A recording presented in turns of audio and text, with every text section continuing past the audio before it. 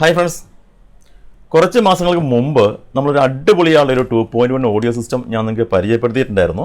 അതിൽ HDMI, optical, കോവാക്സിൽ അങ്ങനെയുള്ള digital ഇൻപുട്ടുകളും ബാക്കി USB, ബ്ലൂടൂത്ത് അങ്ങനെയുള്ളതും അതുപോലെ മൈക്ക് ഫങ്ഷനും എല്ലാം ഉള്ള ഒരു നല്ലൊരു ഓഡിയോ സിസ്റ്റം ആയിരുന്നു. അത് നല്ലൊരു സ്പീക്കർ പാക്കേജും ഒക്കെ ആ കൂടെ നമ്മൾ കൊടുത്തിട്ടുണ്ടായിരുന്നു.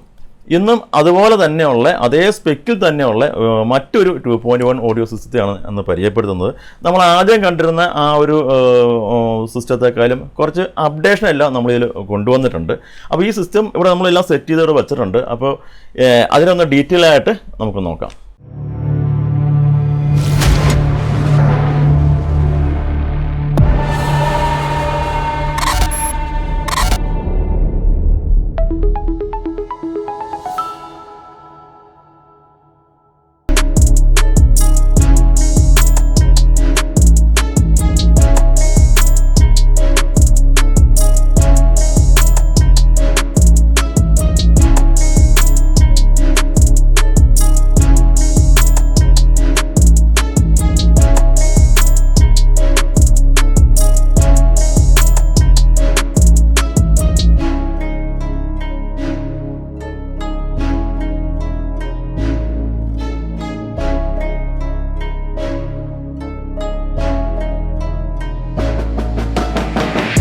ഓക്കെ, അപ്പോൾ ഇതാണ് നമ്മുടെ ഏറ്റവും പുതിയ 2.1 ഓഡിയോ സിസ്റ്റം.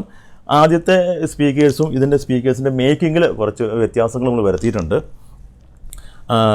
ഇത് ഡുഗീസിൻ്റെ നമ്മൾ അന്നത്തെ ആ വീഡിയോയിൽ കണ്ട അത് തന്നെയായിരിക്കും. ഡുഗീസിൻ്റെ തന്നെ സ്പീക്കേഴ്സാണ്. ലെഫ്റ്റിനും റൈറ്റിനും ഉപയോഗിച്ചാണ് 3-way ഫ്ലോർ സ്റ്റാൻഡിംഗ് സ്പീക്കേഴ്സാണ്.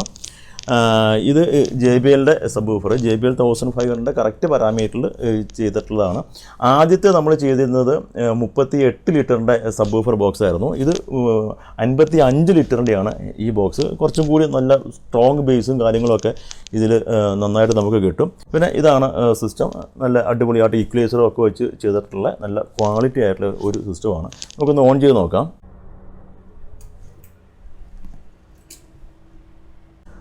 അപ്പോൾ പിന്നെ സിസ്റ്റം നമ്മൾ ആദ്യം നമ്മൾ പറഞ്ഞിരുന്ന ആ ഒരു സിസ്റ്റത്തിൻ്റെ അതേ സ്പെക്കും കാര്യങ്ങളൊക്കെയാണ്. ചെറിയ വ്യത്യാസങ്ങളുള്ളൂ. ഈ പവർ ബട്ടണും മൈക്കിൻ്റെ ലൊക്കേഷൻ നമ്മൾ അപ്പുറത്തേക്ക് ഇപ്പുറത്തേക്ക് ചേഞ്ച് ചെയ്തിട്ടുണ്ട്.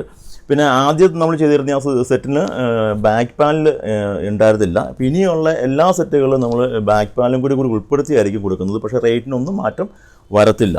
അതുപോലെയാണ് ഉള്ളത്. പിന്നെ ഇതിൻ്റെ കൺട്രോൾ ലൈറ്റ് ഒരു ഓഫ് വൈറ്റ് ലൈറ്റാണ്. കാണാൻ നല്ല ഭംഗിയുണ്ട്. പിന്നെ ഈക്വലൈസർ, ഫ്രണ്ട് പാനൽ യൂണിറ്റ് ഇങ്ങനെയൊക്കെയാണ് ഉള്ളത്. വളരെ പീസ്ഫുള്ളായിട്ട് നമുക്ക് പാട്ട് കേൾക്കാൻ പറ്റുന്ന രൂപത്തിലാണ് നമ്മളിത് ചെയ്തിരിക്കുന്നത്. യാതൊരുവിധ നോയ്സോ ഓൺ ചെയ്യുമ്പോഴോ ഓഫ് ചെയ്യുമ്പോഴോ അങ്ങനെയുള്ള യാതൊരുവിധ നോയ്സോ കാര്യങ്ങളോ ഒന്നുമില്ല. പക്ക ക്ലീൻ ആയിരിക്കും. അതുപോലെ തന്നെ അതിഭയങ്കരമായ ട്രിബിൾ, അതിഭയങ്കരമായ ബാസ് അങ്ങനെയൊന്നും അല്ല നമ്മളത് സെറ്റ് ചെയ്തിരിക്കുന്നത്. കറക്റ്റ് ടോൺ കിട്ടാൻ വേണ്ടി മാത്രം ഉള്ളൊരു സെറ്റാണ് ഇത്. ഇതാണ് ഇതിൻ്റെ ബാക്ക് സൈഡ്.